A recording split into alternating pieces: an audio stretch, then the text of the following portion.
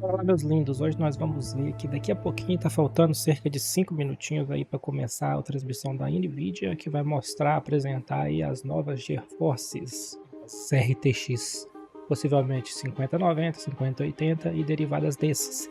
Vamos ver como é que vai ser. Vamos ficar aqui nesse tempinho aguardando junto com vocês aqui. Vou ir fazendo as minhas coisas aqui enquanto tá transcorrendo a live no fundo aí. Já deixa o like aí, compartilha com os amigos aí para conhecer também. Se possível, se inscreva se não for inscrito. E é isso aí, bora lá. Quando vai rolando aí no fundo aí, daqui a pouco começa. Vou comendo um biscoitinho aqui enquanto isso. E daqui a pouco nós comenta junto aqui o que nós achamos desses anúncios aí.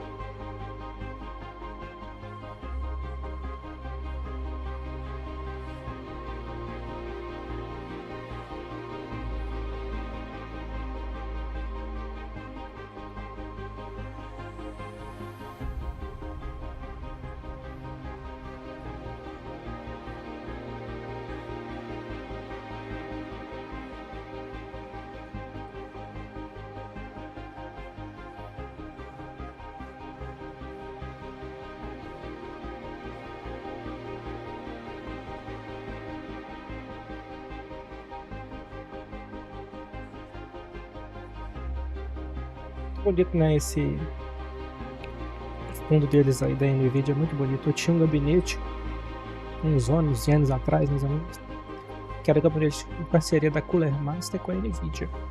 E vinha com esse símbolo na lateral dele, assim. Era um gabinete muito foda. Pra época, é claro, né, gente?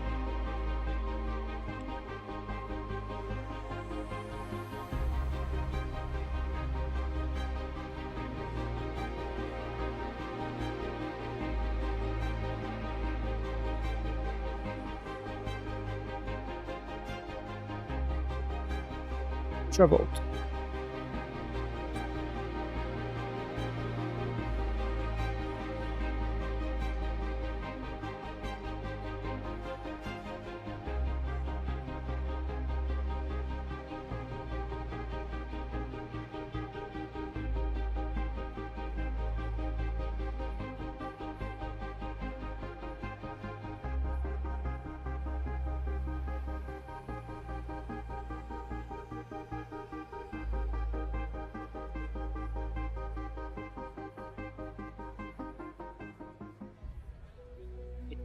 Tá pra começar.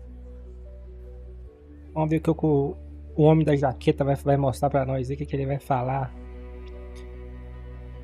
Vamos torcer pra ter uma legenda aí pra nós. Mas aqui é a transmissão direta, tá? Não vai ter nada atrapalhando, não. É só eu e vocês mesmos aí.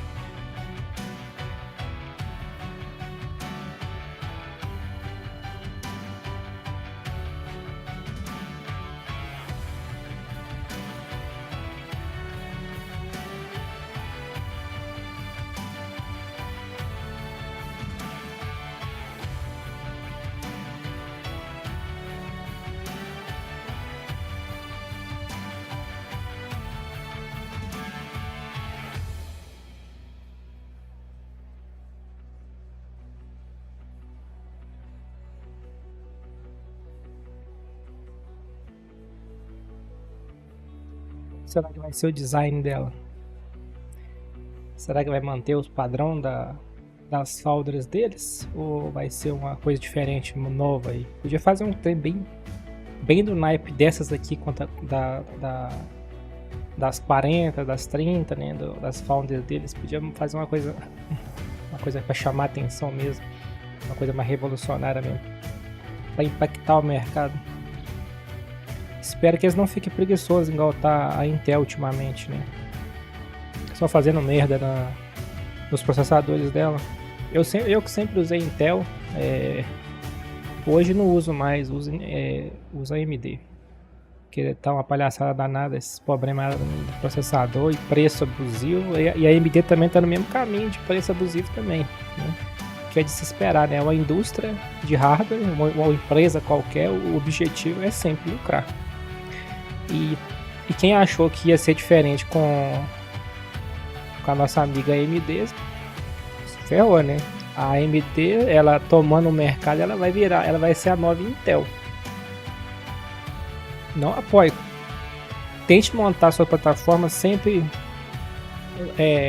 deixa atualizada, mas não vai nessa onda desses novos, não. Eles têm que sentir no bolso deles para eles poderem reduzir isso aí, mas eu acho difícil, né? O ser humano é muito bobo e nós gostamos muito de hardware. A gente não aguenta ver um minutinho sequer do trem, já tá querendo comprar e fica naquela fissura e fica pensando naquele trem. É um grande mal nosso. Por isso que as empresas fazem o que quer com nós aí. Vamos lá, daqui a pouquinho o jaquetão chega, hein? O jaquetão preto. Ou ele vai mudar de cor? O homem tem estilo, hein? Tá, o cachê do cara é absurdo também, né? Acho que é um dos maiores aí, né? Que a Nvidia tá muito bem no mercado dela. Tanto é que a AMD, pelo que parece, desistiu de competir com as high-end dela. Vai ficar só nos nichos mais intermediários. Não sei porquê, né? Aí nós fica complicado. Se hoje a placa da Nvidia eles cobram aí esses 12, 13, 20 mil, imagina sem concorrência. E é foda. E a Nvidia, ela conseguiu fazer milagre nesses últimos lançamentos de vídeo, onde era sempre o calcanhar de Aquiles deles, né? Tem vídeos bons, mas não tinha como competir de frente. E ela conseguiu bater de frente, onde que a Nvidia teve que suar a camisa e lançou essas placas. O foda da Nvidia é isso. Quando ela lança uma placa, ela duplica, triplica a performance da anterior. É absurdo. Rara exceção aí em que ela não conseguiu ficar muito acima das antecessores. Mas hoje eu tenho uma visão um pouco diferente desse mercado de placa de vídeo. Eu não fico buscando ter o top, ter o high-end, que esses assim só se ferra, porque você gasta muito dinheiro para fazer o mesmo que um outro intermediário tá fazendo, vai estar jogando do mesmo jeito, divertindo do mesmo jeito. Tô ouvindo som de fundo aí já do vídeo, ó. Deve estar chegando já aí a hora. Deixa eu só conferir aqui na live se tá saindo tudo certinho aqui, porque aí depois, pra não ficar mudo aí, eu vou ficar igual bobo aqui. Tá saindo. Tá beleza.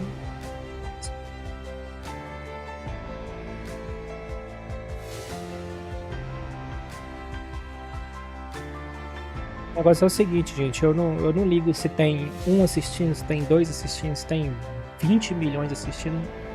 Eu tô aqui por diversão mesmo, pra conferir, fazer alguma coisa diferente do que eu já faço naturalmente na vida. E isso aqui é um hobbyzinho só pra encher linguiça. Se você que tá vendo aqui isso aqui, ou no presente, ou no passado, ou no futuro, né? Passado não, ou no futuro, se inscreve aí, dá uma moral, curte, isso ajuda demais. Principalmente os pequenos igual nós, assim, que começa bem de baixo, sem apoio e nada do tipo, beleza? Mas só esse likezinho, se inscrevendo aí e compartilhando já ajuda demais, tá? A gente vai melhorando aos poucos. Se eu tiver de melhorar, vai ser do jeito que eu sou. Eu não vou buscar ser que eu não sou para poder agradar, entendeu? Vou fazer o que eu sou e as pessoas que se identificarem com aquilo que eu sou vai me acompanhar.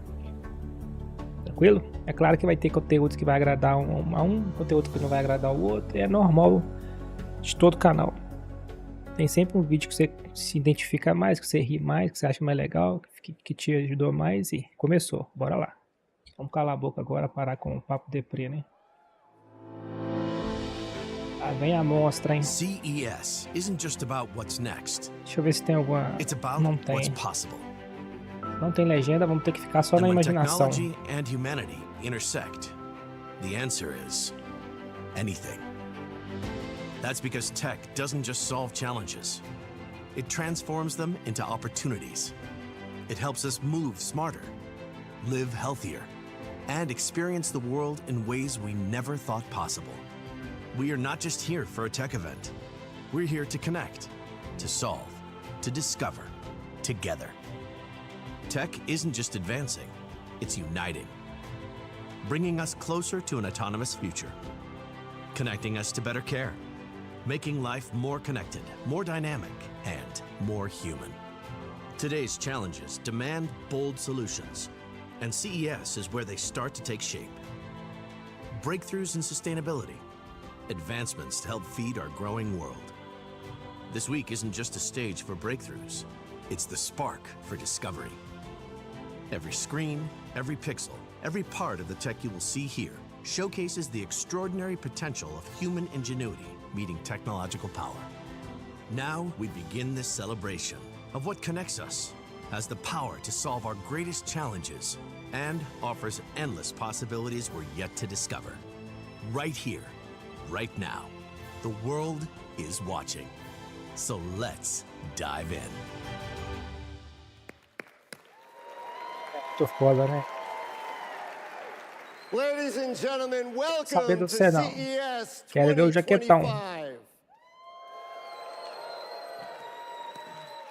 I'm Gary Shapiro, CEO and Vice Chairman of the Consumer Technology Association, the producer of CES, and I am so thrilled to kick off this show with a keynote by one of the most consequential Questão aqui, companies deixa eu in ver the se dá pra world. pôr aqui. Nvidia exemplifies the cutting-edge innovation we celebrate at CES. And founder and CEO Jensen Huang is a true visionary, demonstrating the power of ideas, technology, and conviction to drive innovation and reshape our industry and our society. I always like to say that if I'd listened a little bit more closely the last time Jensen spoke at a CTA event, I could have retired already. But over the past 3 decades, he has established Nvidia as a force driving change across the globe in industries ranging from healthcare to automotive and entertainment. Today, Nvidia is pioneering breakthroughs in AI and accelerated computing that touch nearly every person and every business. Thanks to his leadership, Nvidia's innovations enable advanced chatbots, robots, software-defined vehicles, huge virtual worlds, hyper-synchronized factory floors, and so much more. Huang has been named the world's best CEO by Fortune and The Economist, as well as one of Time Magazine's 100 most influential people in the world. But you know, the fact is, like for all of us in this room, our success and his success was not preordained. Jensen started out working at a Denny's as a dishwasher and a busboy, so be nice to them in the future. And he said that the lessons he's learned there, the value of hard work, humility, and hospitality, are what helped him keep the faith and Tentei, gente, persevere botar uma through some of legenda NVIDIA's diferente aqui, early mas não challenges. dá, não rola não. In just a few minutes, we'll hear from NVIDIA founder and CEO Jensen Huang on his unwavering vision of the future and where we're headed next. Stay tuned and have a great CES. Tá, obrigado, tá embora. Quero ver o jaquetão. Tentei botar uma legenda aqui, já que o canal não tá deixando. O cara vem, fala um monte de coisa, porra, toma nosso tempo e mostra essa merda dessa tela de novo. Já não tô gostando mais dessa tela aí. Mentira, eu tô gostando assim, essa telinha é bonitinha, viu? Dá até vontade de roubar ela.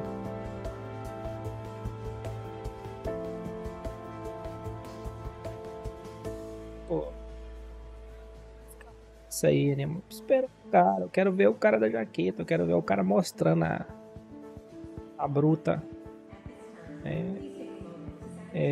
Tá vozinha no fundo aí. Deve estar preparando a chegada do homem. Tá preparando os RGB pro homem. Pra homem brilhar mais. Vou ficar de olho aqui e ver se ele mostra alguma coisa pra nós aqui.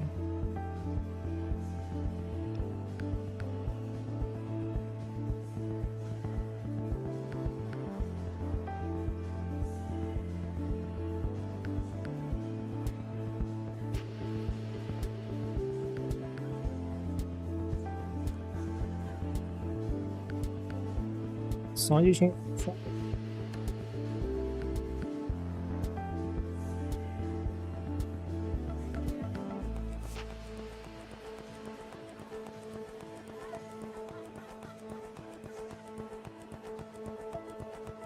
Aí, gente.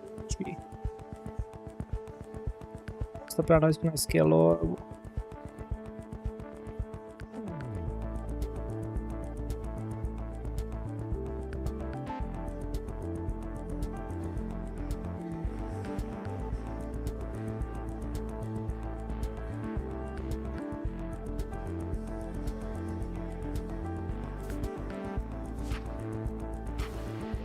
Ansioso do se você treinou.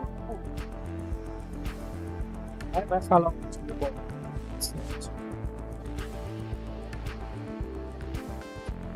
Estou querendo ver isso.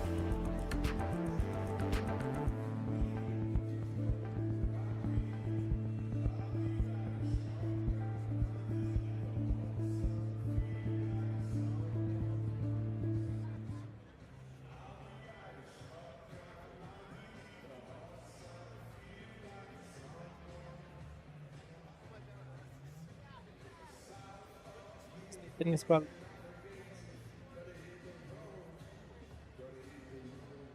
Já tá avisando que vai ter sequências aí que vai deixar nós loucos aí. Se você for sensível aí a flashes, você sai da. Não assista, tá? Tente só fechar os olhos e escutar, ouvir. Sei que é inglês, mas fazer o que? Paciência.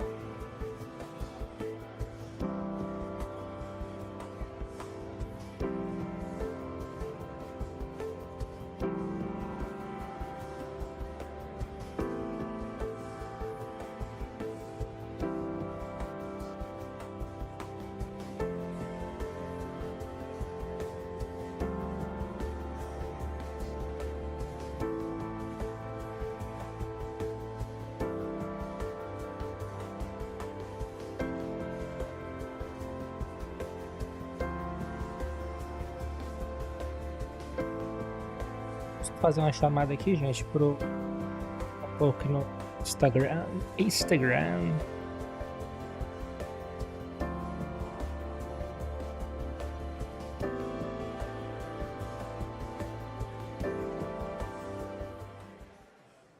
Fala, gente, beleza? Tô no YouTube aqui fazendo a transmissão do anúncio da RTX 5090 e 8090 e sei lá pra onde que vai.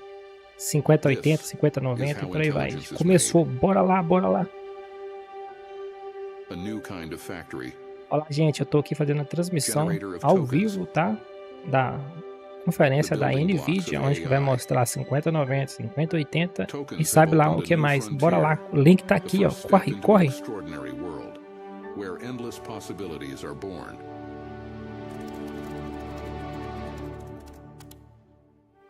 Tokens transform words into knowledge and breathe life into images. They turn ideas into videos and help us safely navigate any environment.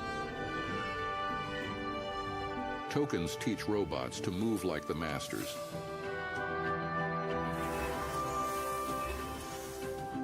inspire new ways to celebrate our victories, A martini, please. Coming right up. Thank you, Adam. and give us peace of mind when we need it most. Hi, Maroka. Hi, Anna. It's good to see you again. Hi, Emma. We're gonna take your blood sample today, okay? Don't worry, I'm gonna be here the whole time. They bring meaning to numbers to help us better understand the world around us.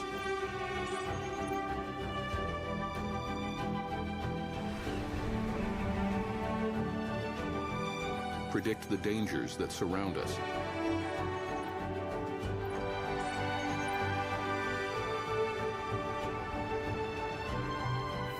And find cures for the threats within us.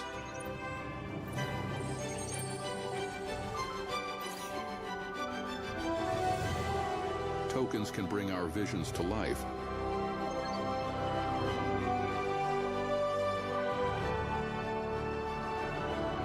And restore what we've lost. Zachary, I got my voice back, buddy. They help us move forward. One small step at a time.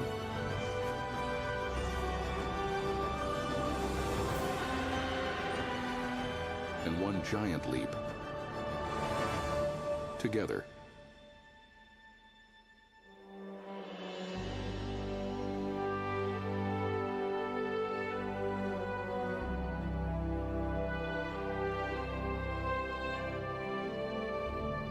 And here is where it all begins.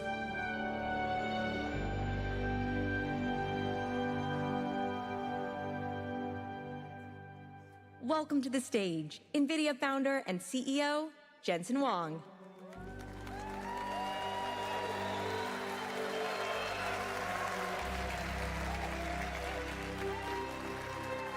Welcome to CES! Are you excited to Que be in Las tão do- Vegas? E aqui é todo brilhando, Do hein? you like my jacket? I thought I'd go the other way from Gary Shapiro. A jaqueta dele, ele I'm in perguntou Las ali. Vegas after all.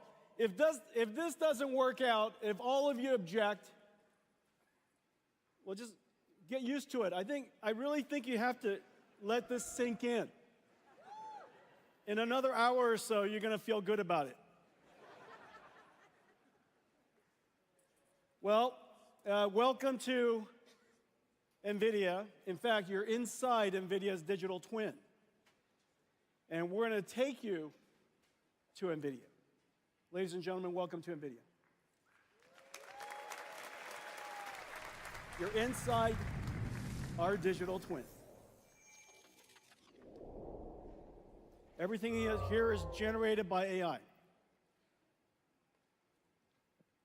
It has been an extraordinary journey, extraordinary year, and it started in 1993. Ready, go!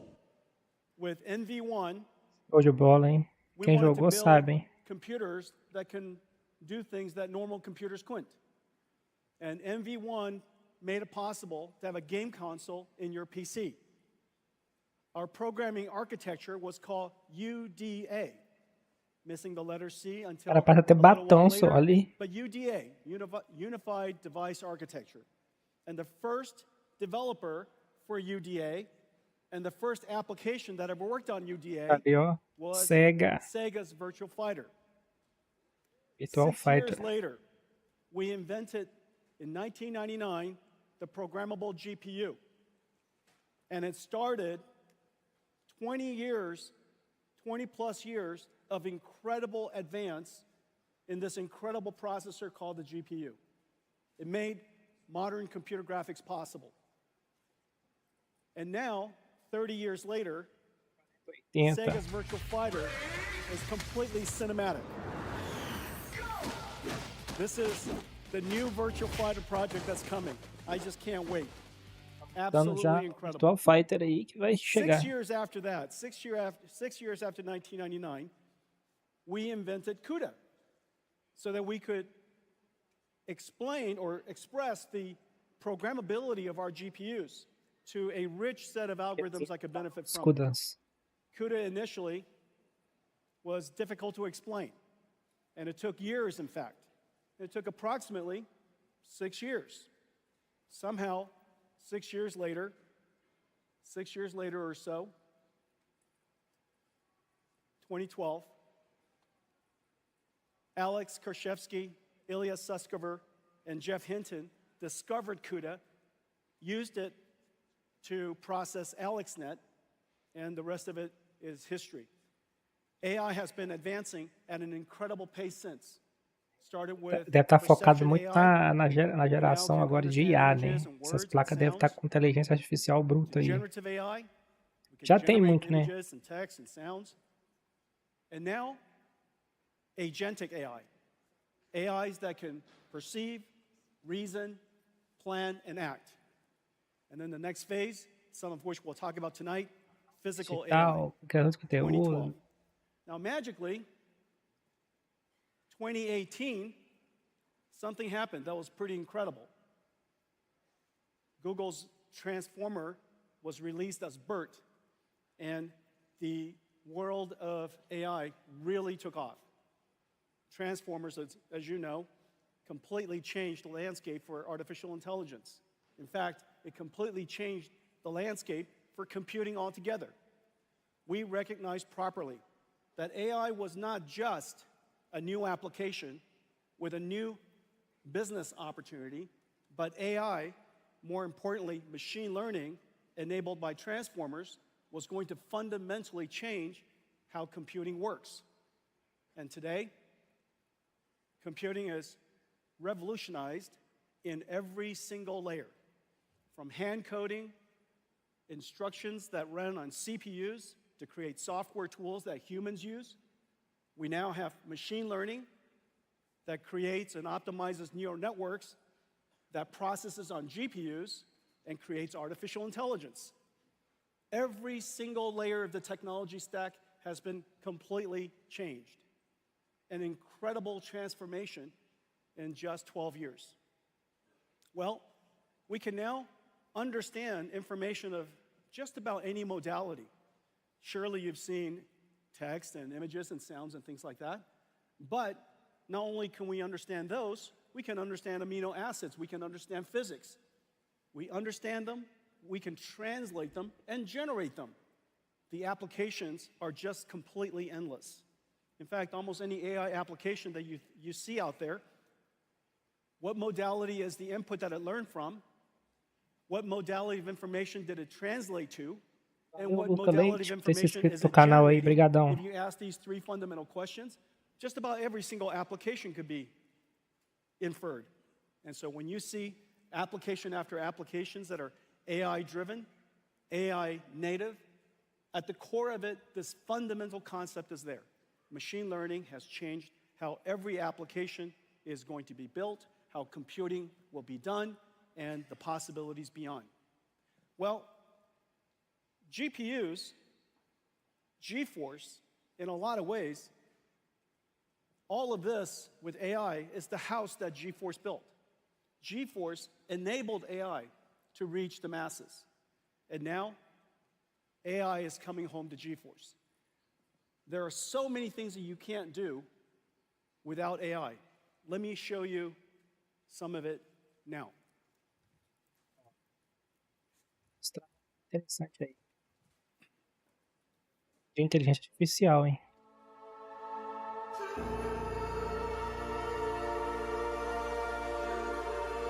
Todo um anúncio, cara, imagina, faz um anúncio espetacular, hein? Porque gráfico a gente já viu.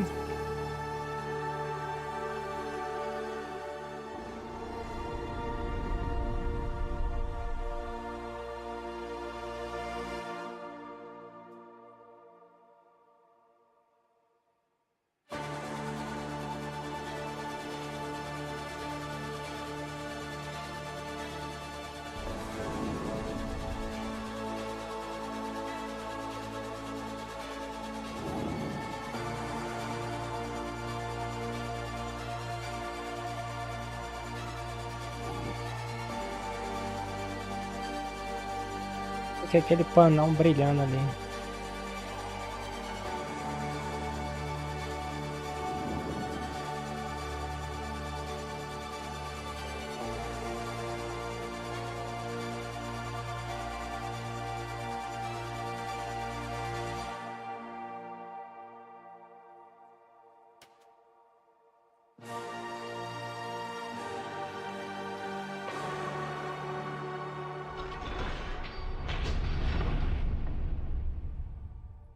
Detalha pra nós aí, meu filho. O que você mostrou aí? Real-time computer graphics.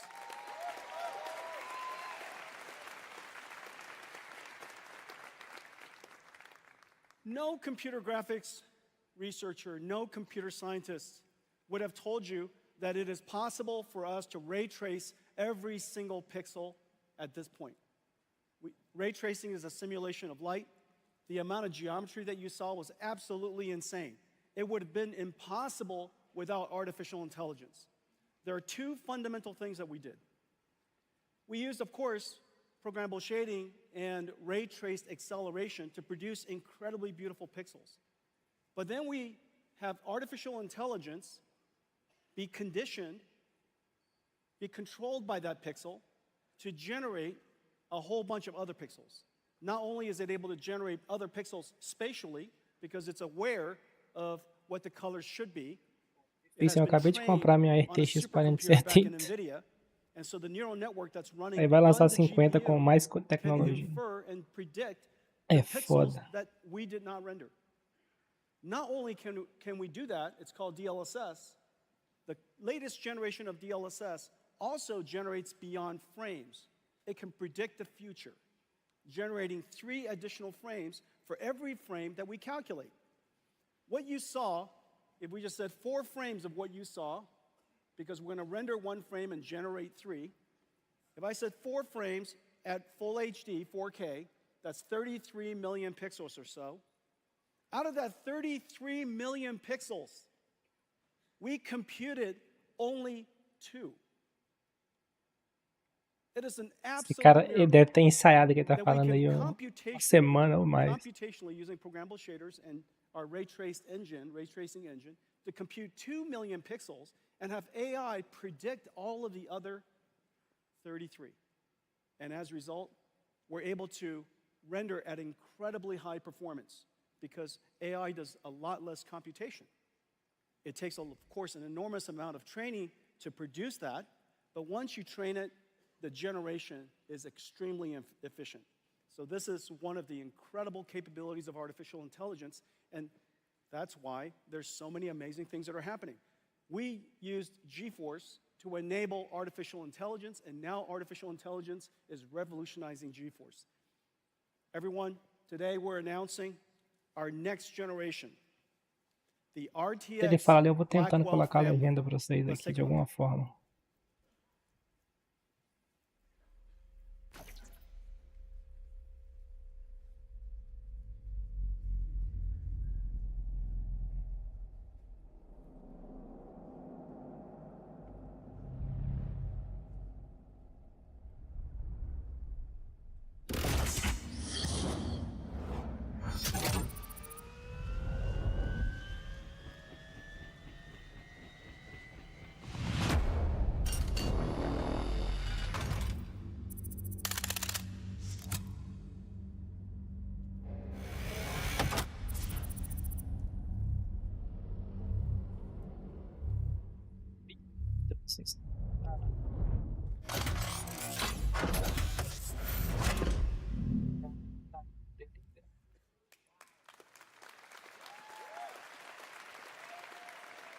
Here it is.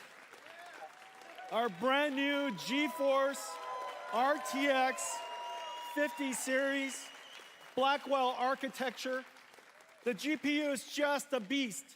92 billion transistors, 4,000 TOPS, 4 petaflops of AI, 3 times Sim. higher than the last generation Ada. And we need all of it to generate those pixels that Só I showed you. capturar esse frame aqui, gente. 380 ray tracing teraflops so that we could, for the pixels that we have to compute the most beautiful image you possibly can. and of course 125 shader 92 teraflops. bilhões de There's actually transistores. a concurrent shader teraflops as well as an integer unit 380. of equal performance. So 2 dual Cê é shaders. louco. One is for floating point, one is for integer.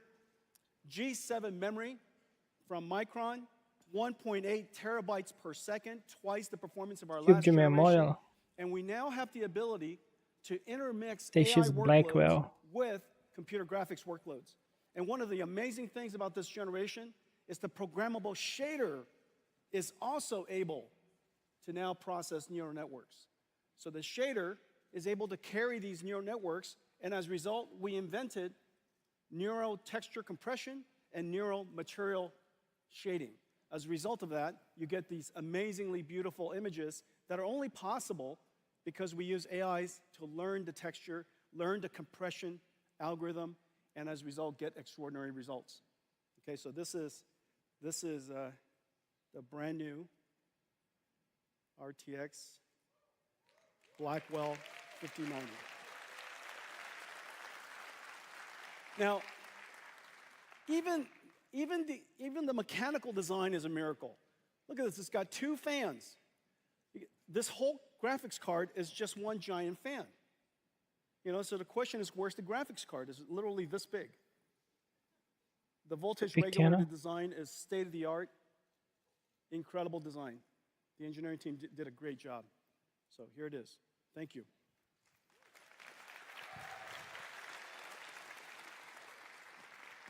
Okay, so those are the speeds and feeds, so how does it compare?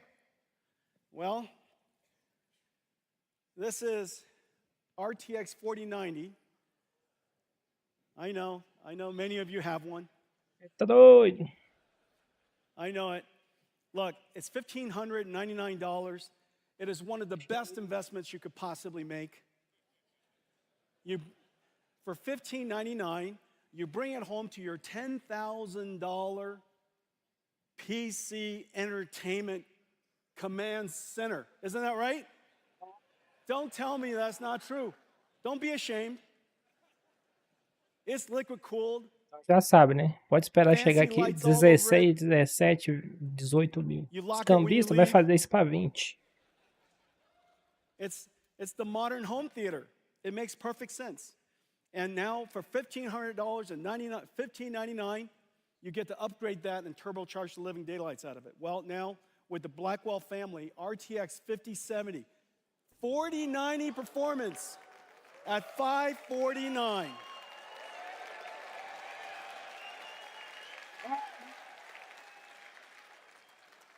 70 vai ter o 45, a 50 70 vai ter o desempenho da 4090. A 50 70 vai ter o desempenho da 4090, ou seja, essa aqui é a minha. Okay, so 5070, 4090 performance, $549, and here's the whole family. Starting from 5070 all the way up to 5090. 5090, twice the performance of a 4090. Starting, Tá difícil de acompanhar, hein? of course, we're producing at very large scale availability starting January. Well, it is incredible, but we managed to put these in gigantic performance GPUs into a laptop. This is a 5070 laptop. For $1,299, this 5070 laptop has a 4090 performance. I think there's one here somewhere. Let me show you this. This is look at this thing. Here. There's only so many pockets. Ladies and gentlemen, Janine Paul. So can you imagine? You get this incredible graphics card here, Blackwell. We're going to shrink it and put it in there. Does that make any sense?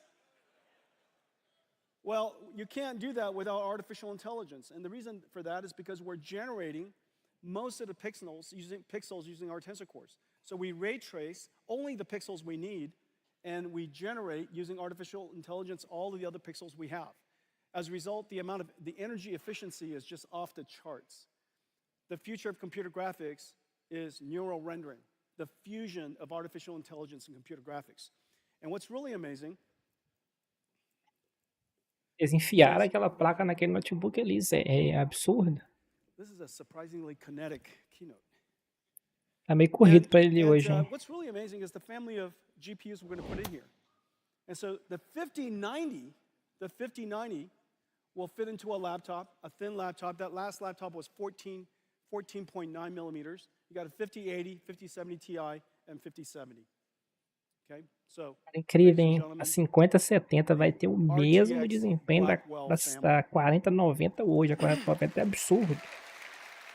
Mas também ali ela vai chegar aqui nos 6, 7 mil essa. Well, GeForce brought AI to the world, democratized AI. Now AI has come back and revolutionized GeForce.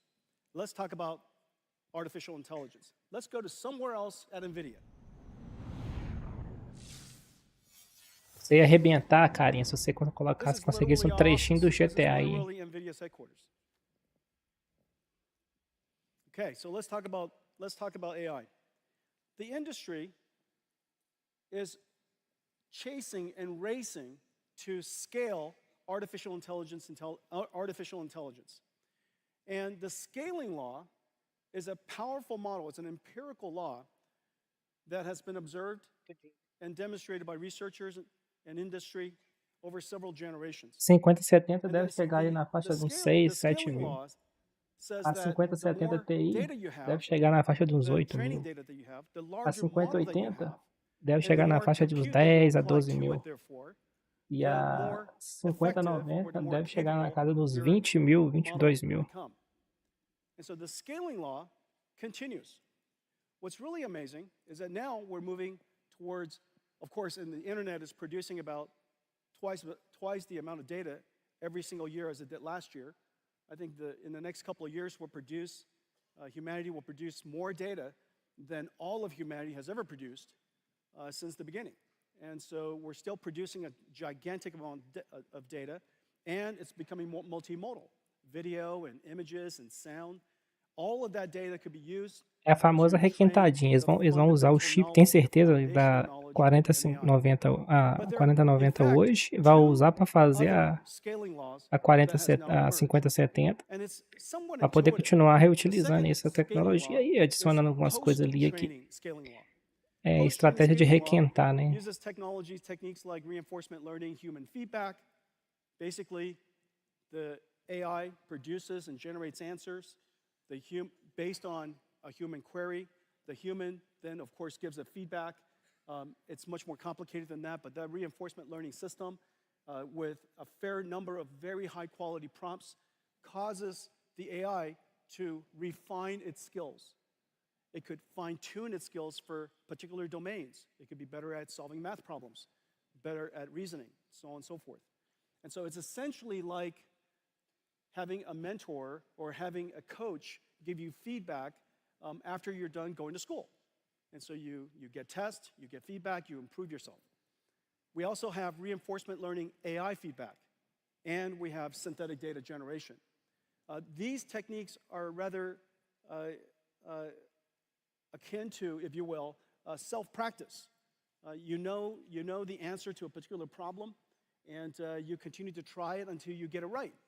And so an AI could be presented with a very complicated and a difficult problem that is verifiable functionally, and it has an answer that we understand, maybe proving a theorem, maybe solving a geometry problem. And so these problems would cause the AI to produce answers, and using reinforcement learning, it would learn how to improve itself. That's called post-training. Post-training requires an enormous amount of computation, but the end result produces incredible models. We now have a third scaling law, and this third scaling law has to do with what's called test time scaling. Test time scaling is basically when you're being used. When you're using the AI has the ability to now apply a different resource allocation. Instead of improving its parameters, now it's focused on deciding how much computation to use to produce the answers it wants to produce. Reasoning is a way of thinking about this. Long thinking is a way to think about this. Instead of a direct inference or one-shot answer, you might reason about it. You might break down the problem into multiple steps. You might generate multiple ideas and evaluate, your AI system would evaluate which one of the ideas that you generated was the best one. Maybe it solves the problem step by step, so on and so forth. And so now test time scaling has proven to be incredibly effective. You're watching this sequence of technology and all of these scaling laws emerge as we see incredible achievements from ChatGPT to o1 to o3, and now Gemini Pro. All of these systems are going through this journey step by step of pre-training to post-training to test time scaling. Well, the amount of computation that we need, of course, is incredible. And we would like, in fact, that society has the ability to scale the amount of computation to produce more and more novel and better intelligence. Intelligence, of course, is the most valuable asset that we have, and it can be applied to solve a lot of very challenging problems. And so, scaling law. It's driving enormous demand for NVIDIA computing. It's driving an enormous demand for this incredible chip we call Blackwell. Let's take a look at Blackwell. Well, Blackwell is in full production. It is incredible what it looks like. So first of all, there's some, every single cloud service provider now have systems up and running. We have systems here from about 15 computer makers. It's being made about 200 different SKUs, 200 different configurations. They're liquid-cooled, air-cooled, x86, NVIDIA Grace CPU versions, NVLink 36 by 2, NVLink 72 by 1, whole bunch of different types of systems so that we can accommodate just about every single data center in the world. Well, these systems are being currently manufactured in some 45 factories. It tells you how pervasive artificial intelligence is and how much the industry is jumping onto artificial intelligence in this new computing model. Well, the reason why we're driving it so hard is because we need a lot more computation. And it's very clear that Janine?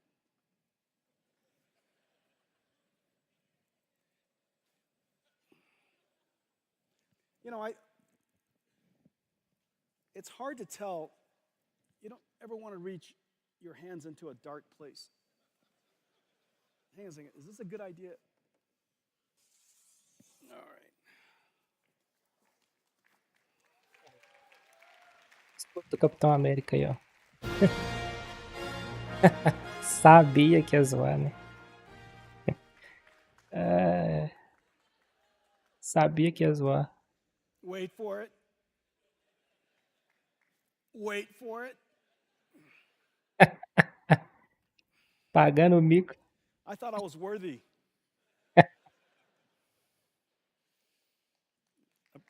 Apparently, Yonir didn't think I was worthy. All right. This is my show and tell. This is a show and tell.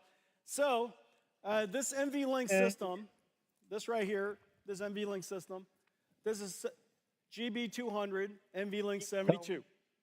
It is 1.5 tons, 600,000 parts, approximately equal to 20 cars, 120 kilowatts. It has a spine behind it that connects all of these GPU together, 2 miles of copper cable, 5,000 cables. This is being manufactured in 45 factories around the world. We build them, we liquid cool them, we test them, we disassemble them, ship them in parts to the data centers because it's 1.5 tons. We reassemble it outside the data centers and install them. The manufacturing is insane. But the goal of all of this is because the scaling laws are driving computing so hard that this level of computation, Blackwell over our last generation, improves the performance per watt by a factor of 4. Performance per watt by a factor of 4, performance per dollar by a factor of 3. That basically says that in one generation, we reduce the cost of training these models by a factor of 3. Or if you want to increase the size of your model by a factor of 3, it's about the same cost.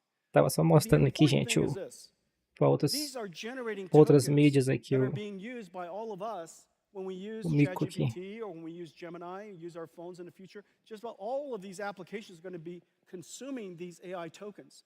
And these AI tokens are being generated by these systems. And every single data center is limited by power. And so if the perf per watt of Blackwell is 4 times our last generation, then the revenue that could be generated, the amount of business that can be generated in the data center is increased by a factor of 4. And so these AI factory systems really are factories today. Now the goal of all of this is so that we can create one giant chip. The amount of computation we need is really quite incredible. And this is basically one giant chip. If we would have had to build a chip, here we go. Sorry, guys. You see that? That's cool. Look at that, disco lights in here. All right. If we had to build this as one chip, obviously this would be the size of the wafer, but this doesn't include the impact of yield. Basicamente está mostrando o chip gráfico ali, né, cara? Olha que absurdo que é. Esse tanto de informação numa coisinha pequititinha lá na placa. É absurdo. The world's largest supercomputer, fastest supercomputer, only recently, this entire room supercomputer only recently achieved an exaflop plus. This is 1.4 exaflops of AI floating point performance. It has 14 terabytes of memory, but here's the amazing thing. The memory bandwidth is 1.2 petabytes per second. That's basically the entire internet traffic that's happening right now. The entire world's internet traffic is being processed across these chips, okay? And we have 130 trillion transistors in total, 2,592 CPU cores, whole bunch of networking. And so these, I wish I could do this. I don't think I will. So these are the Blackwells. These are our ConnectX networking chips. These are the NVLink, and we're trying to pretend about the NVLink spine, but that's not possible, okay? And these are all of the HBM memories, 14 terabytes of HBM memory. This is what we're trying to do, and this is the miracle of the Blackwell system. The Blackwell dies right here. It is the largest single chip the world's ever made. But yet, the miracle is really, in addition to that, this is the Grace Blackwell system. Well, the goal of all of this, of course, is so that we can, thank you, thanks. Boy, is there a chair I could sit down for a second?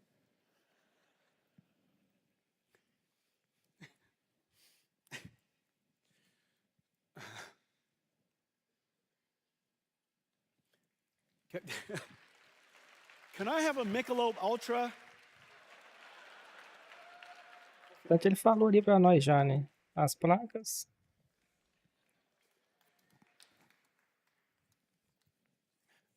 How is it possible? E tem preço, tudo mais.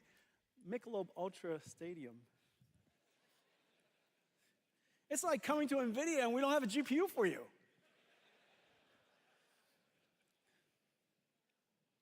So we need an enormous amount of computation because we want to train larger and larger models. And these inferences used to be one inference, but in the future, the AI is going to be talking to itself. It's going to be thinking. It's going to be internally reflecting, processing. So today, when the tokens are being generated at you, so long as it's coming out at 20 or 30 tokens per second, it's basically as fast as anybody can read. However, in the future, and right now with GPT-01, you know, with the new Gemini Pro and the new the 01, 03 models, they're talking to themselves, reflecting, they're thinking. And so, as you can imagine, the rate at which the tokens could be ingested is incredibly high. And so we need the token rates, the token generation rates, to go way up. And we also have to drive the cost way down simultaneously so that the quality of service can be extraordinary. Complicado correr atrás disso aí, hein? Continue to be low. and AI will continue to scale. And so that's the fundamental purpose, the reason why we created NVLink. Well, one of the most important things that's happening in the world of enterprise is agentic AI. Agentic AI basically is a perfect example of test time scaling. AI is a system of models. Some of it is understanding, interacting with the customer, interacting with the user. Some of it's maybe retrieving information from storage, a semantic AI system like a RAG. Maybe it's going on to the internet. Maybe it's studying a PDF file. And so it might be using tools. It might be using a calculator. And it might be using a generative AI to generate charts and such. A ação da Nvidia vai, ó. It's taking the problem you gave it, breaking it down step by step, and it's iterating through all these different models. Well, in order to respond to a customer in the future, in order for AI to respond, it used to be ask a question, answer Eu me starts spewing pergunto, out. In the até future, you onde eles ask vão a question, conseguir a whole levar bunch of isso aí? models are going to be working in the background. Vai chegar no So, limite test time scaling. The amount of material, computation used matéria-prima, for vai chegar no inferencing limite que is nada going to go consegue through the mais. roof. Como é que vai It's ser going to isso? go through the roof because we want better and better answers.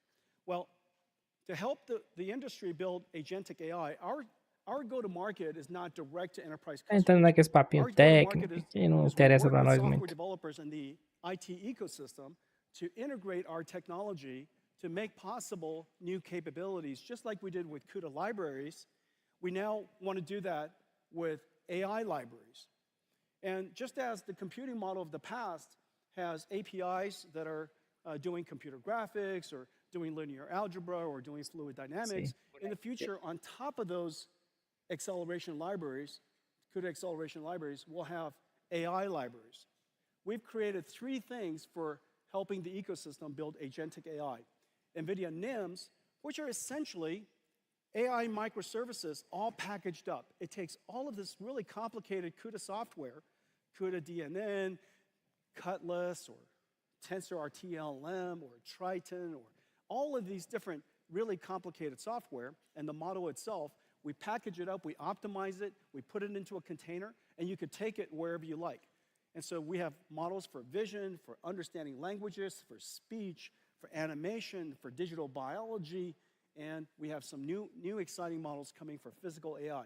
And these AI models run in every single cloud because NVIDIA's GPUs are now available in every single cloud. It's available in every single OEM. So you could literally take these Inclusive que eles estão models, apostando integrate it muito into em your inteligência software artificial. packages, create AI agents Vai dar merda that uma run on hora. Cadence, or they might be ServiceNow agents, or they might be SAP agents, and they could deploy it to their customers and run it wherever the customers want to run the software. The next layer is what we call NVIDIA NeMo. NeMo is essentially a digital employee onboarding and training evaluation system. In the future, these AI agents are essentially digital workforce that are working alongside your employees, doing things for you on your behalf. And so the way that you would bring these specialized agents these special agents into your company is to onboard them, just like you onboard an employee. And so we have different libraries that helps these AI agents be trained for the type of language in your company. Maybe the vocabulary is unique to your company. The business process is different. The way you work is different. So you would give them examples of what the work product should look like. And they would try to generate it, and you would give a feedback. And then you would evaluate them. So Já roubou muito nessa informação, hein, meu jovem?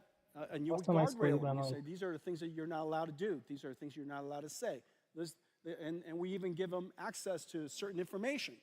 Okay, so that entire pipeline, digital employee pipeline, is called NeMo. In a lot of ways, the IT department of every company is going to be the HR department of AI agents in the future. Today, they manage and maintain a bunch of software from the IT industry. In the future, they'll maintain, nurture, onboard, and improve a whole bunch of digital agents and provision them to the companies to use.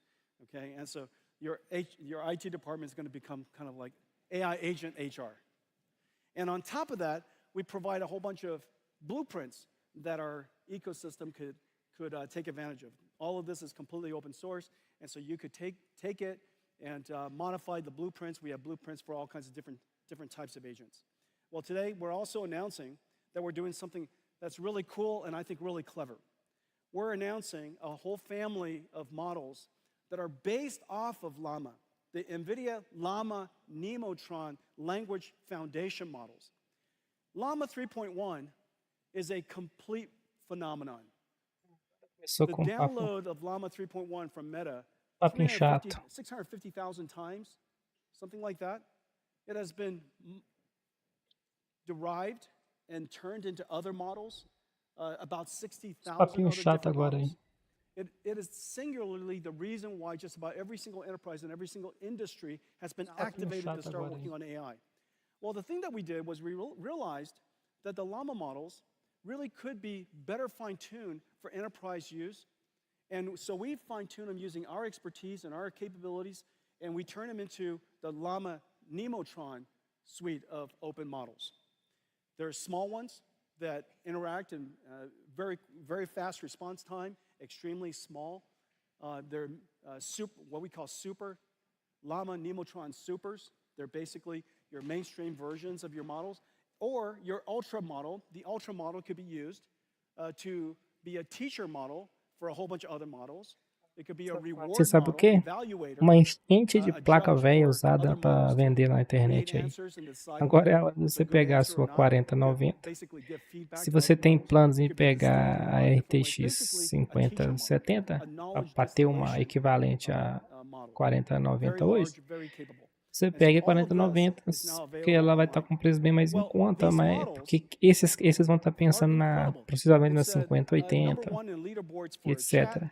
leaderboard for instruction, leaderboard for retrieval.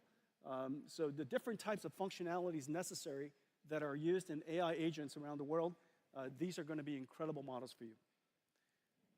We're also working with the ecosystem. All of our Nvidia AI technologies are integrated into Eu queria ver muito the era a IT Sony e a industry. We have Microsoft great sair partners, da really AMD great e work being começar a done usar at chip da ServiceNow, at Nvidia. SAP, at Como que Siemens, seria que os videogames deles Industrial ficariam? AI. Acho que eles não pegam por causa do Cadence is preço, doing né? Que great é work. absurdo. Mas Asus hoje em doing dia tá great tudo work. tão caro, I'm tudo really igual. proud of the work that we do with Perplexity. As you know, they revolutionized search. Tem até They're rumores aí really da fantastic stuff. Codium, da nossa amiga every software engineer in the world. da This is nossa going to amiga be the Microsoft next está giant já AI pensando em application. adiantar a Next giant AI sua service nova area geração de is software consoles. coding. 30 million software engineers around the world. Everybody is going to have a software assistant helping them code. If not, obviously you're going to be way less productive and create lesser good code. And so this is 30 million. There's 1 billion knowledge workers in the world. It is very, very clear AI agents is probably the next robotics industry and likely to be a multi-trillion-dollar opportunity. Well, let me show you some of the blueprints that we've created and some of the work that we've done with our partners with these AI agents. AI agents are the new digital workforce, working for and with us. AI agents are a system of models that reason about a mission, break it down into tasks, and retrieve data or use tools to generate a quality response. NVIDIA's agentic AI building blocks, NIM pre-trained models, and NEMO framework let organizations easily develop AI agents and deploy them anywhere. We will onboard and train our agentic workforces on our company's methods, like we do for employees. AI agents are domain-specific task experts. Let me show you 4 examples. For the billions of knowledge workers and students, AI research assistant agents ingest complex documents like lectures, journals, financial results, and generate interactive podcasts for easy learning. By combining a UNet regression model with a diffusion model, CoreDiff can downscale global weather forecasts down from 25 kilometers to 2 kilometers. Developers, like at NVIDIA, manage software security AI agents that continuously scan software for vulnerabilities, alerting developers Eita, to inteligência what action artificial vai is needed. dominar aí. Virtual lab AI agents help researchers design and screen billions of compounds to find promising drug candidates faster than ever. And video analytics AI agents built on an Nvidia Metropolis blueprint, including Nvidia Cosmos Nematron Vision Language Models, Llama Nematron LLMs, and Nemo Retriever. Metropolis agents analyze content from the billions of cameras generating 100,000 petabytes of video per day. They enable interactive search, summarization, and automated reporting, and help monitor traffic flows, flagging congestion or danger. In industrial facilities, they monitor processes and generate recommendations or improvement. Metropolis agents centralize data from hundreds of cameras and can reroute workers or robots when incidents occur. The age of agentic AI is here, for every organization. Okay. Tomar conta da sua vida e vai tomar conta do seu emprego também. That was the first pitch at a baseball game. That was not generated. I just felt that none of you were impressed. Okay, so AI was created in the cloud and for the cloud. AI was created in the cloud for the cloud. And for enjoying AI on phones, of course, it's perfect. Very, very soon, we're going to have a continuous AI that's going to be with you. And when you use those meta glasses, you could, of course, point at something, look at something, and ask it, whatever information you want. And so AI is perfect in the cloud. It was created in the cloud, it's perfect in the cloud. However, we would love to be able to take that AI everywhere. I've mentioned already that you could take NVIDIA AI to any cloud, but you could also put it inside your company.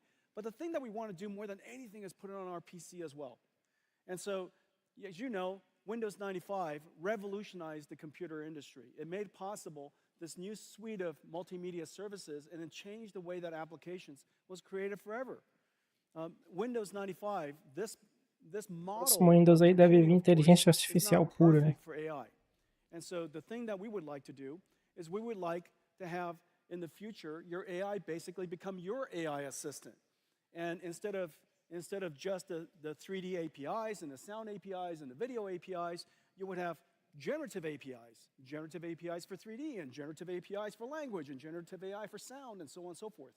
And we need a system that makes that possible while leveraging the massive investment that's in the cloud.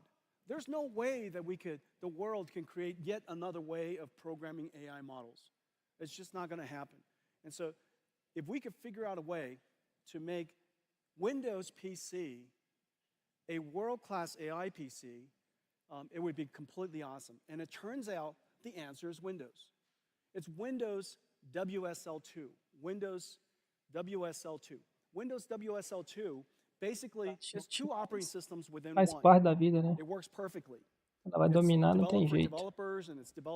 A inteligência artificial é o futuro aí, né? Isso aí não tem muito o que fazer. WSL2 has been optimized for cloud-native applications. It is optimized for, and very importantly, it's been optimized for CUDA. And so WSL2 supports CUDA perfectly out of the box. As a result, everything that I showed you with NVIDIA NIMS, NVIDIA NEMO, the blueprints that we develop that are going to be up in ai.nvidia.com, so long as the computer fits it, so long as you can fit that model, and we're going to have many models that fit, whether it's vision models or language models or speech models or Será que em algum lugar já aparece a bichona para mim? Deixa eu dar uma pesquisada aqui rápido. Different types of models are going to be perfect for your PC, and you download it and it should just run. And so our focus is to turn Windows WSL2, Windows PC, into a target first-class platform that we will support and maintain for as long as we shall live. And so this is an incredible thing for engineers and developers everywhere. Let me show you something that we can do with that. This is one of the examples of a blueprint we just made for you. É insano, eu tô vendo aqui a 4070, 4090. Generative AI synthesizes 4090, tá 22 from mil. simple text prompts. Yet Tem image modelo de composition can be 17, challenging to control using only words. mas fica nessa With base aí. NVIDIA É NIM absurdo. microservices, creators Isso a can use 4090, simple imagina. 3D objects to guide AI image generation. Let's see how a concept artist can use this technology to develop the look of a scene. They start by laying out 3D assets, created by hand or generated with AI. Then use an image generation NIM, such as Flux, to create a visual that adheres to the 3D scene. Add or move objects to refine the composition.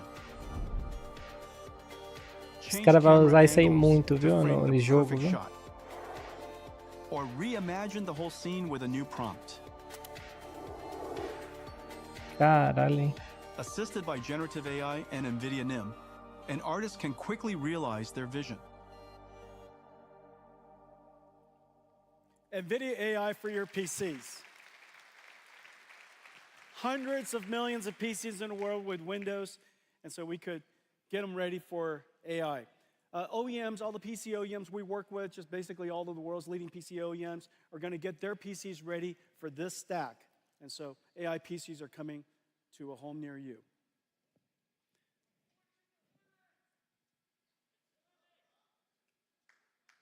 Linux is good.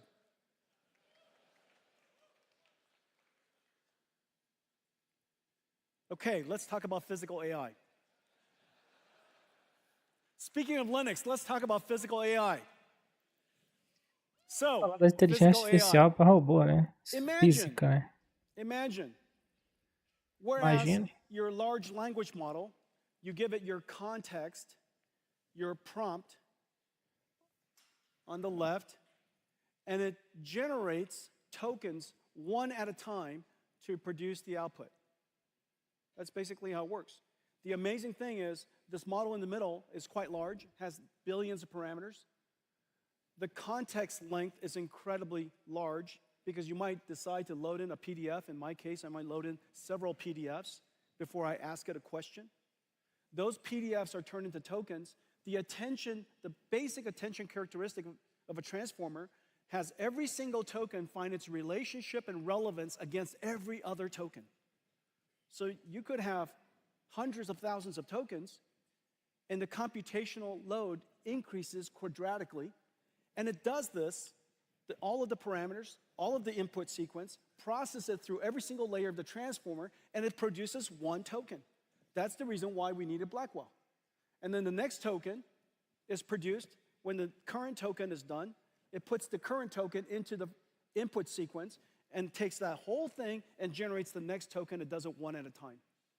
This is the transformer model. It's the reason why it is so incredibly effective, computationally demanding. What if instead of PDFs, it's your surrounding? And what if instead of the prompt, a question, it's a request?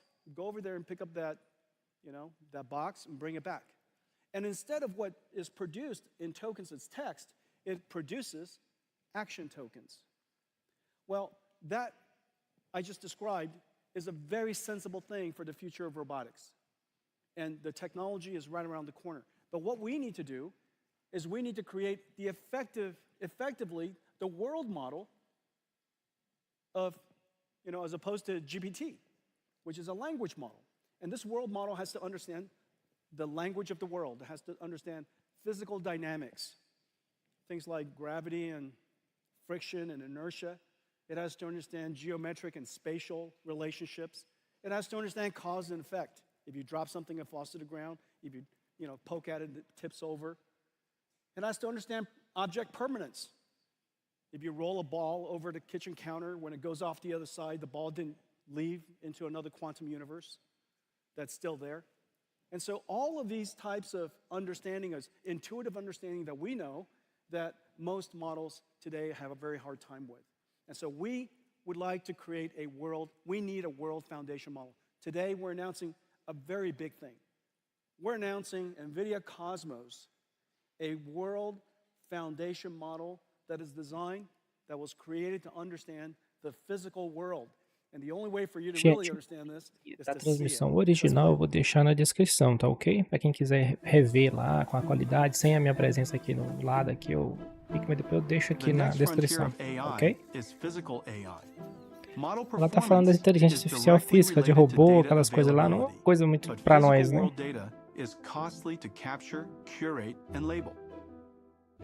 Nvidia Cosmos is a world foundation model development platform to advance physical AI, It includes auto-regressive world foundation models, diffusion-based world foundation models, advanced tokenizers, and an Nvidia CUDA, an AI-accelerated data pipeline. Cosmos models ingest text, image, or video prompts and generate virtual world states as videos. Cosmos generations prioritize the unique requirements of AV and robotics use cases, like real-world environments, lighting, and object permanence. Developers use Nvidia Omniverse to build physics-based, geospatially accurate scenarios, then output Omniverse renders into Cosmos. Vendo essa questão toda aí, que ele está virtualizando tudo, o cara é absurdo. Cada lançamento de placa é o preço mais absurdo que o outro.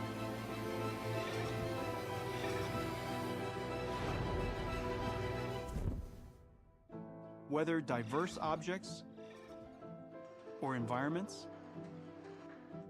conditions like weather or time of day, or edge case scenarios. Developers use Cosmos to generate worlds for reinforcement learning AI feedback to improve policy models, or to test and validate model performance, even across multi-sensor views. Aplicação que é para fazer um robô fazer a coisa que é para ele fazer, né? O ser humano já faz assim, já sabe o que ele tem que fazer. Generating every possible future to help the model select the right path. Working with the world's developer ecosystem, Nvidia is helping advance the next wave of physical AI.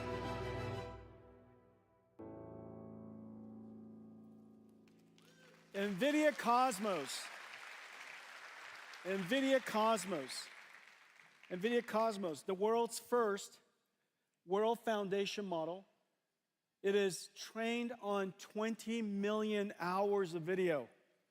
The 20 million hours of video focuses on physical dynamic things. So dynamic nature themes, humans walking, hands moving, manipulating things, things that are fast camera movements. It's really about teaching the AI, not about generating creative content, but teaching the AI to understand the physical world. And with this physical AI, there are many downstream things that we could do as a result. We could do synthetic data generation to train models. We could distill it and turn it into effectively the beginnings of a robotics model. You could have it generate multiple physically based, physically plausible scenarios of the future, basically do a Doctor Strange. You could, because this model understands the physical world, of course, you saw a whole bunch of images generated. This model understanding the physical world, it also could do, of course, captioning.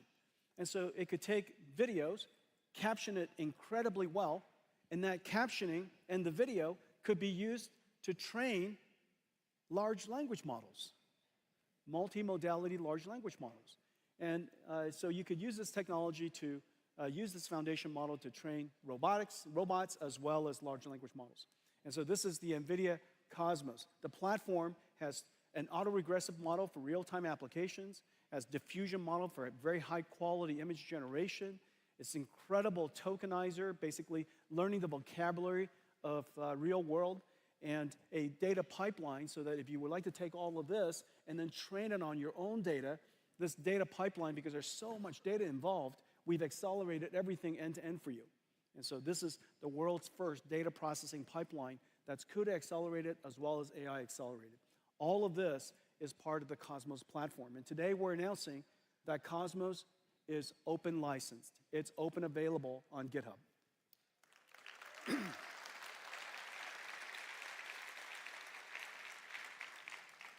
We hope that this moment, and there's a small, medium, large for very fast models, mainstream models, and also teacher models, basically not knowledge transfer models.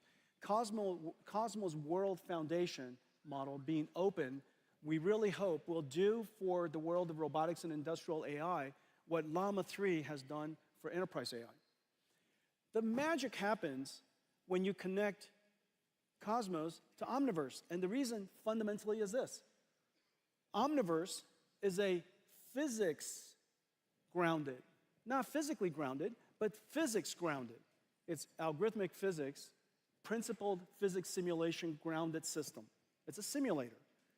When you connect that to Cosmos, it provides the grounding, the ground truth that can control and to condition the Osmos generation. As a result, what comes out of Osmos is grounded on truth. This is exactly the same idea as connecting a large language model to a RAG, to a retrieval augmented generation system. You want to ground the AI generation on ground truth.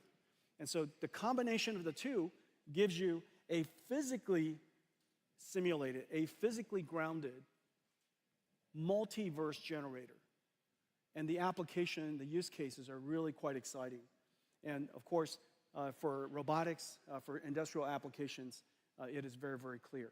This Cosmos plus Omniverse plus Cosmos represents the third computer that's necessary for building robotic systems.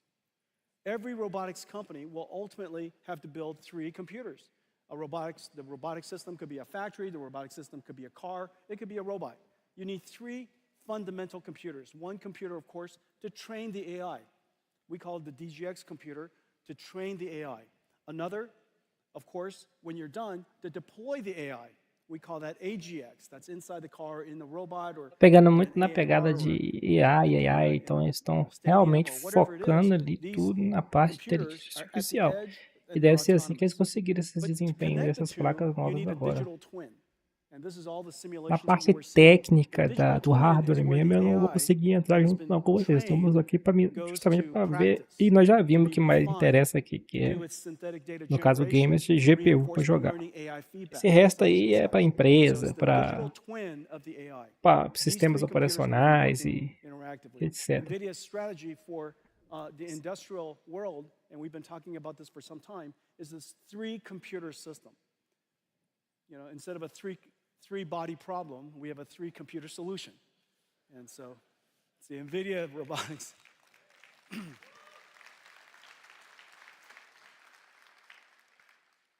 So let me give you 3 examples. Citou a série ali. Right? So the first example Problema is dos 3 corpos lá. how we apply all of this to industrial digitalization. There are millions of factories, hundreds of thousands of warehouses. That's basically it's the backbone of a $50 trillion manufacturing industry. All of that has to become software defined. All of it has to have automation in the future. And all of it will be infused with robotics. Well, we're partnering with Kion, the world's leading warehouse automation solutions provider, and Accenture, the world's largest professional services provider, and they have a big focus in digital manufacturing, and we're working together to create something that's really special, and I'll show you that in a second. But our go-to-market is essentially the same as all of the other software platforms and all the technology platforms that we have.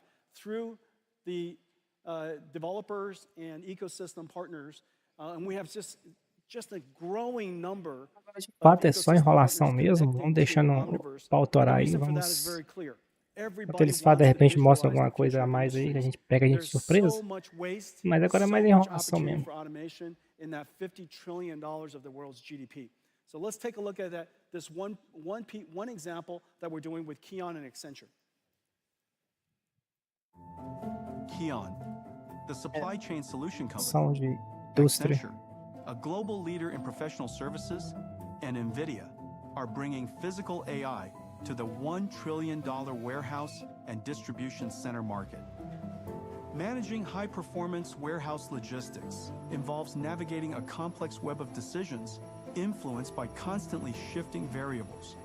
These include daily and seasonal demand changes, space constraints, workforce availability, and the integration of diverse robotic and automated systems. And predicting operational KPIs of a physical warehouse is nearly impossible today. To tackle these challenges, Kion is adopting Mega, an Nvidia Omniverse blueprint for building industrial digital twins to test and optimize robotic fleets. First, Keon's warehouse management solution assigns tasks to the industrial AI brains in the digital twin, such as moving a load from a buffer location to a shuttle storage solution. The robot's brains are in a simulation of a physical warehouse, digitalized into Omniverse using OpenUSD connectors to aggregate CAD, video and image to 3D, LiDAR to point cloud, and AI-generated data. The fleet of robots execute tasks by perceiving and reasoning about their Omniverse digital twin environment, planning their next motion and acting. The robot brains can see the resulting state through sensor simulations and decide their next action. The loop continues while Mega precisely tracks the state of everything in the digital twin. Now, Keon can simulate infinite scenarios at scale while measuring operational KPIs, such as throughput, efficiency, and utilization, all before deploying changes to the physical warehouse. Together with Nvidia, Keon and Accenture are reinventing industrial autonomy. In the future, that's incredible. Everything is in simulation. In the future, every factory will have a digital twin. And that digital twin operates exactly like the real factory. And in fact, you could use Omniverse with Cosmos to generate a whole bunch of future scenarios, and you pick, then an AI decides which one of the scenarios are the most optimal for whatever KPIs, and that becomes the programming constraints, the program, if you will, the AIs that will be deployed into the real factories. The next example, autonomous vehicles. The AV revolution has arrived. After so many years, with Waymo's success and Tesla's success, it is very, very clear autonomous vehicles has finally arrived. Well, our offering to this industry is the three computers: the training systems to train the AIs, the simulation systems, and the synthetic data generation systems, Omniverse and now Cosmos, and also the computer that's inside the car. Each car company might work with us in a different way, use one or two or three of the computers. We're working with just about every major car company around the world: Waymo and Zoox and Tesla, of course, in their data center, BYD, the largest EV company in the world. JLR's got a really cool car coming. Mercedes has a fleet of cars coming with Nvidia starting this year, going to production. And I'm super, super pleased to announce that today, Toyota and Nvidia are going to partner together to create their next generation AVs.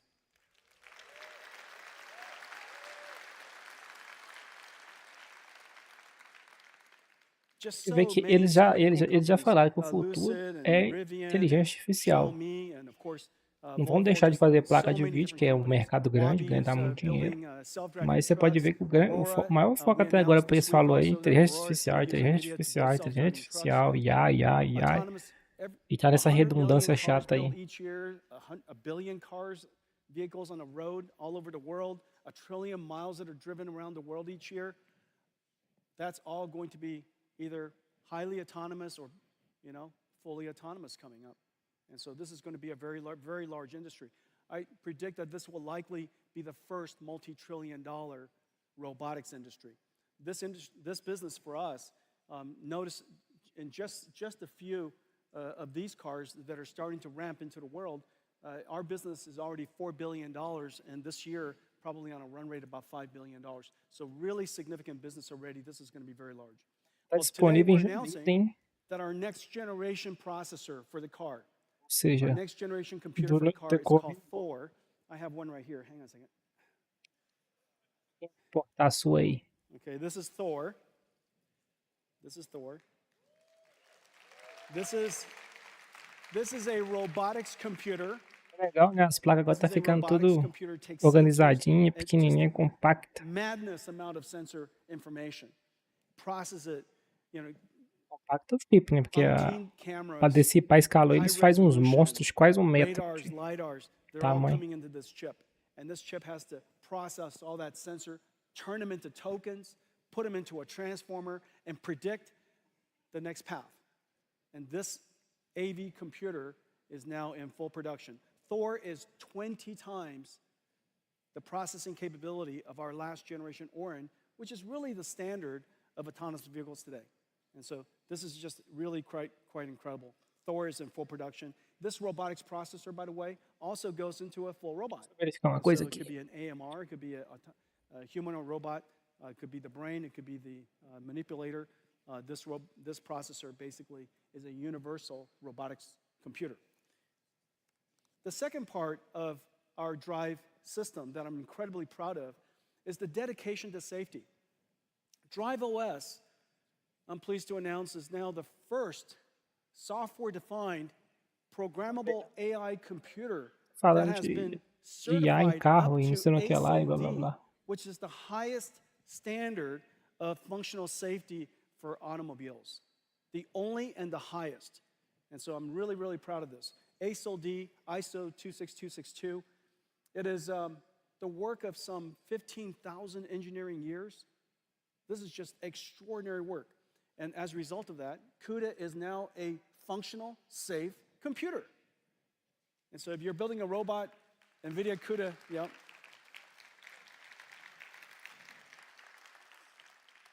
Okay, so now I told you I was going to show you what would we use Omniverse and Cosmos to do in the context of self-driving cars. And today, instead of showing you a whole bunch of videos of cars driving on the road, I'll show you some of that too. But I want to show you how we use the car to reconstruct digital twins automatically using AI and use that capability to train future AI models.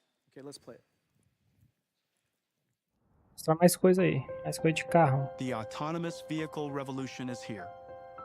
Building autonomous vehicles, like all robots, requires 3 computers. Nvidia DGX to train AI models, Omniverse to test drive and generate synthetic data, and Drive AGX, a supercomputer in the car. Building safe autonomous vehicles means addressing edge scenarios, but real-world data is limited, so synthetic data is essential for training. The Autonomous Vehicle Data Factory, powered by NVIDIA Omniverse, AI models, and Cosmos, generates synthetic driving scenarios that enhance training data by orders Parte of da enrolação magnitude. e não tem muito o que comentar, que isso aí a gente não... Omnimap fuses map and geospatial data to construct drivable 3D environments. Driving scenario variations can be generated from replayed drive logs or AI traffic generators.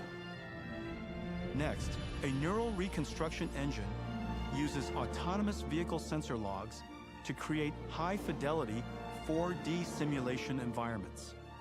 It replays previous drives in 3D and generates scenario variations to amplify training data. Finally, Edify 3DS automatically searches through existing asset libraries or generates new assets to create sim-ready scenes. The Omniverse scenarios are used to condition Cosmos to generate massive amounts of photorealistic Isso aí é data, importante, né? reducing the sim to real Porque no gap. trânsito é dinâmico, né? And with text Pode prompts, acontecer coisas ali generate que... near infinite variations of the driving scenario. With Cosmos Nemotron Video Search, the massively scaled synthetic dataset, combined with recorded drives, can be curated to train models. NVIDIA's AI Data Factory scales hundreds of drives into billions of effective miles, setting the standard for safe and advanced autonomous driving. Isn't that incredible? We take Diversos cenários thousands of possíveis drives and turn para them resolver into os problemas que billions as of miles. inteligências hoje têm, We né? are going to have mountains of training data for autonomous vehicles. Of course, we still need actual cars on the road. Of course, we will continuously collect data for as long as we shall live. However, synthetic data generation using this multiverse, physically based, physically grounded capability so that we generate data for training AIs that are physically grounded and accurate and or plausible so that we could have an enormous amount of data to train with. The AV industry is here.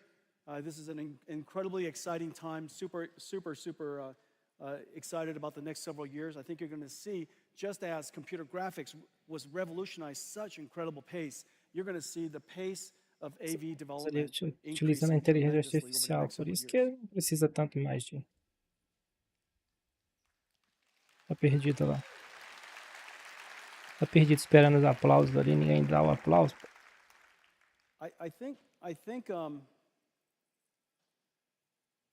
I think the next part is robotics. So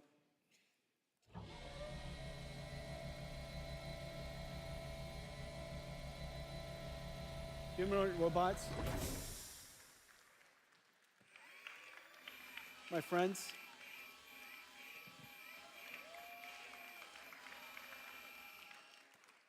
The ChatGPT moment for general robotics is just around the corner.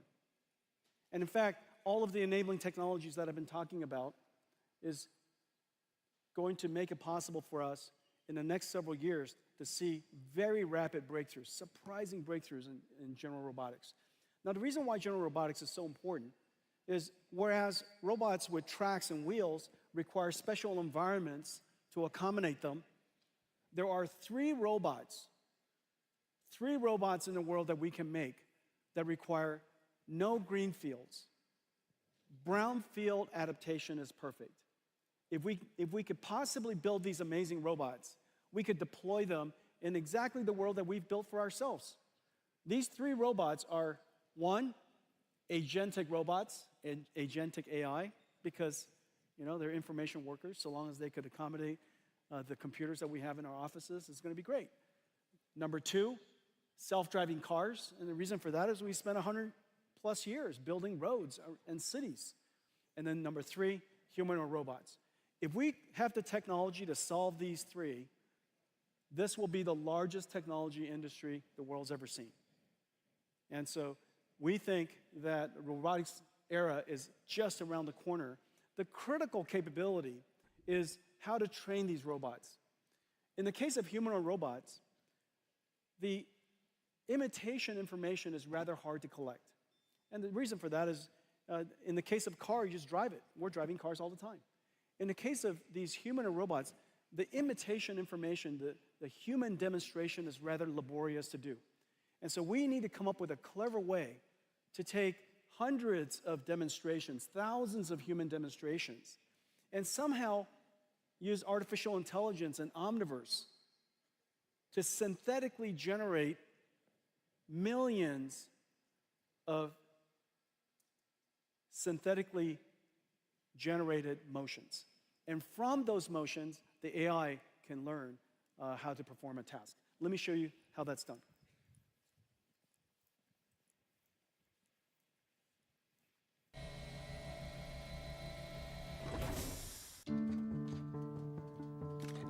Developers around the world are building the next wave of physical, AI-embodied robots, humanoids. Developing general-purpose robot models requires massive amounts of real-world data, which is costly to capture and curate. Que coisa horrível.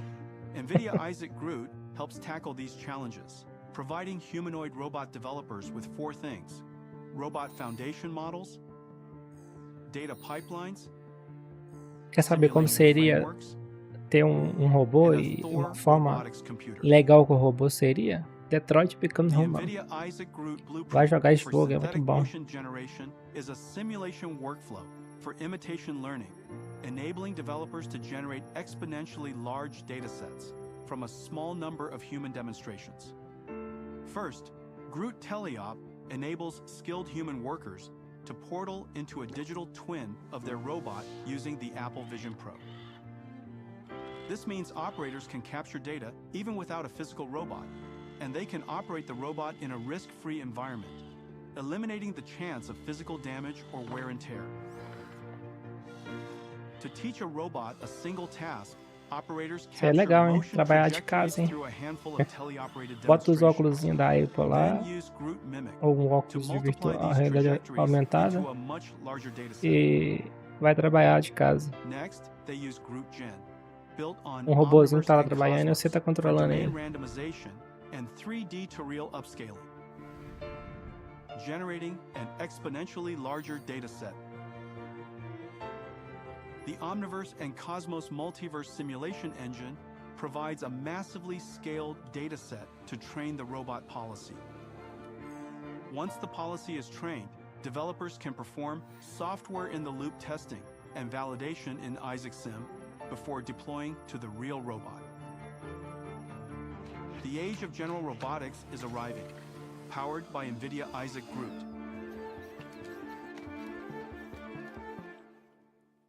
We're going to have mountains of data to train robots with. Nvidia Isaac Groot. Nvidia Isaac Groot. This is our platform to provide technology elements to the robotics industry to accelerate the development of general robotics. And, well, I have one more thing that I want to show you. None of this would be possible if not for this incredible project that we started about a decade ago. Inside the company was called Project Digits, Deep Learning GPU Intelligence Training System. Digits. Well, before we launched it, I shrunk it to DGX and to harmonize it with RTX, AGX, OVX, and all of the other X's that we have in the company. And it really revolutionized, DGX1 really revolutionized, where's DGX1? DGX1 revolutionized artificial intelligence. The reason why we built it was because we wanted to make it possible for researchers and startups to have an out-of-the-box AI supercomputer. Imagine the way supercomputers were built in the past.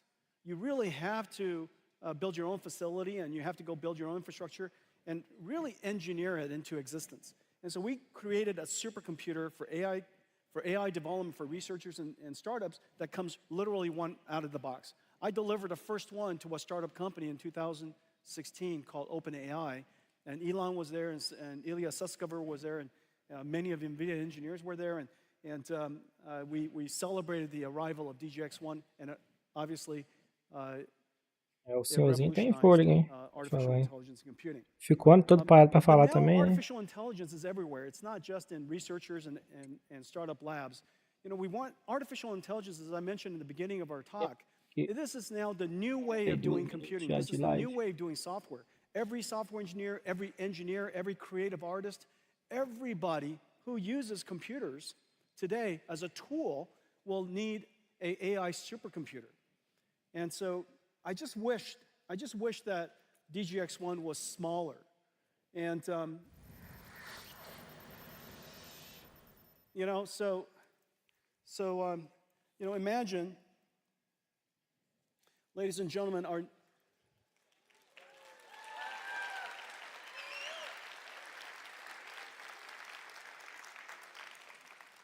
this is NVIDIA's latest AI supercomputer. And it's finally called Project Digits right now. And if you have a good name for it, reach out to us. Here's the amazing thing. This is an AI supercomputer. It runs the entire NVIDIA Você quer saber AI fazer stack. dinheiro, né, gente? Caralho, os caras fazem All of dinheiro. NVIDIA software runs on this. DGX Cloud runs on this.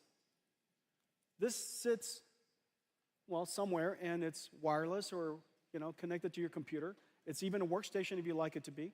And you could access it, you could reach it like a cloud supercomputer, and NVIDIA's AI works on it. And it's based on a super secret chip that we've been working on called GB110, the smallest Grace Blackwell that we make. And I have, well, you know what? Let's show everybody inside.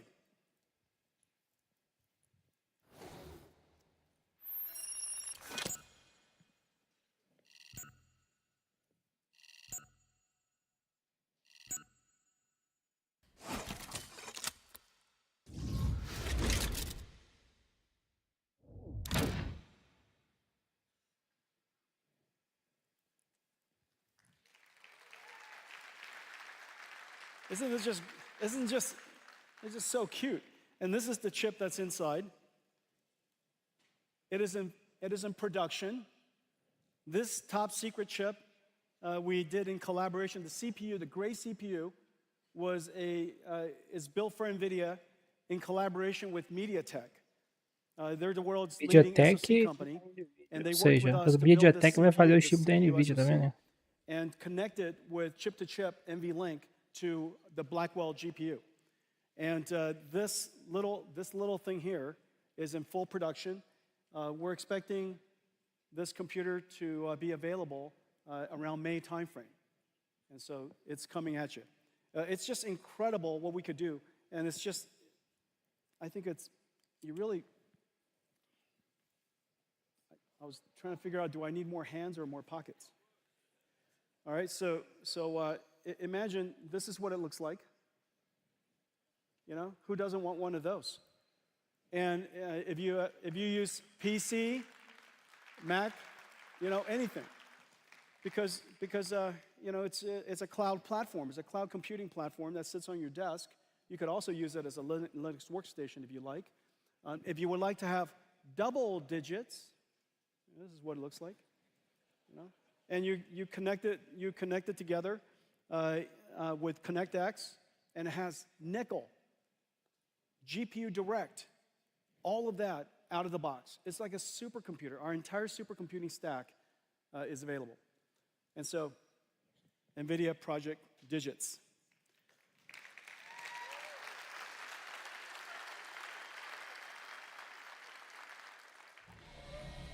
Okay. Well, let me tell you what I told you. I told you that we are in production with 3 new Blackwells. Not only is the Grace Blackwell supercomputers, NVLink 72s, in production all over the world, we now have 3 new Blackwell systems in production. One amazing AI world foundation model, the world's first physical AI foundation model, is open, available to activate the world's industries of robotics and such, and 3 robots. 3 robots working on agentic AI, humanoid robots, and self-driving cars. It's been an incredible year. I want to thank all of you for your partnership. Thank all of you for coming. I made you a short video to reflect on last year and look forward to the next year. Play, please.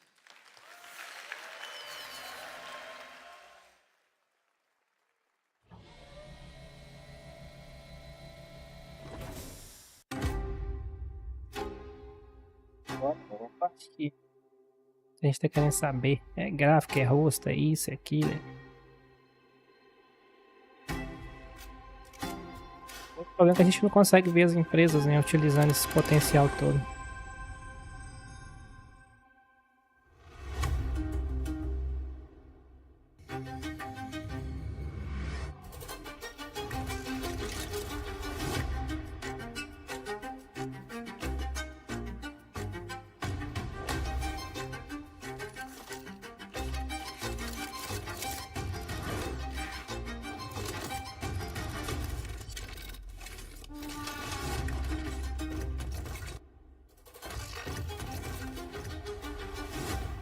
Dominar o mundo.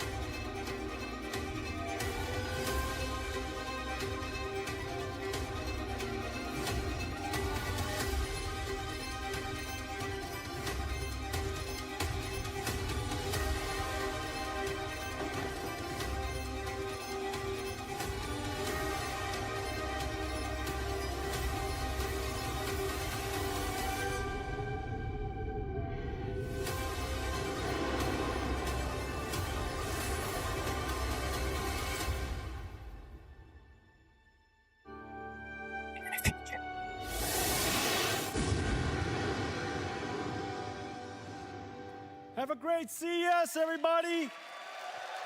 Happy New Year. Thank you. CES tá se despedindo aí. E nós nos despedimos aqui também. Com essa apresentação, a parte que mais nos interessa mesmo foi o começo da live aqui, né? Mostrando aqui a RTX, né? Vamos o bravo aqui de novo aqui. In fact, you're inside Nvidia's digital twin. And we're going to take you to Nvidia. Ladies and Essa foi essa, né, gente? Onde mostrou a bruta.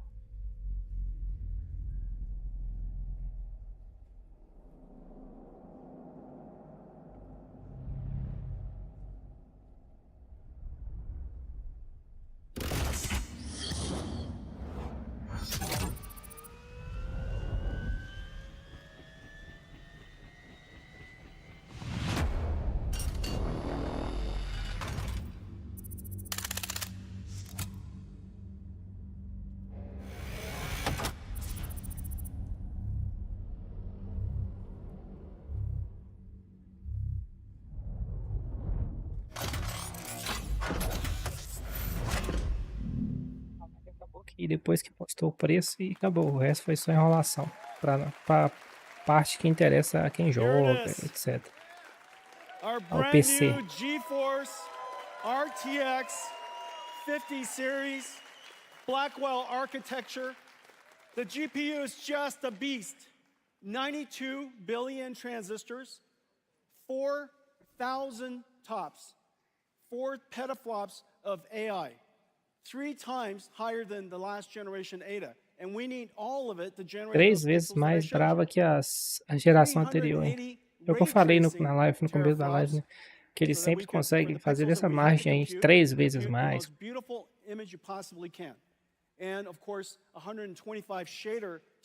Beleza, ele vai falar um monte de abobrinha aqui e mostra o preço aqui da nossa 4090 hoje.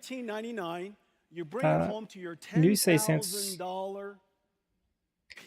4090 hoje tá $1.600. Ou seja, quem tem 4090 aí vai, ó, se ferrar, vai querer vender caro, ninguém vai comprar, porque vai lançar uma outra mais moderna, que é a 5070, que é igual o desempenho e tecnologicamente mais evoluída.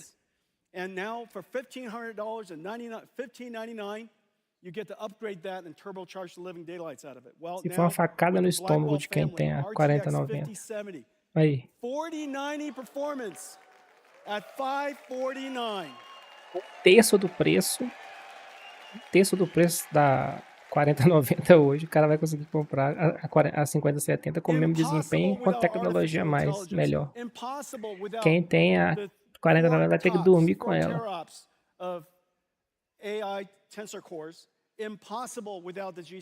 E é isso aí, gente. Até mais, a próxima. Não se esqueça de se inscrever, deixa o joinha, compartilha a live. Se gostou, comenta. Se não gostou, comenta também para saber onde a gente pode melhorar mais. Não sou especialista mais, só queria ver com vocês mesmo aqui a apresentação, que é legal, eu acho legal, é a primeira que eu faço. É isso aí, valeu, obrigadão.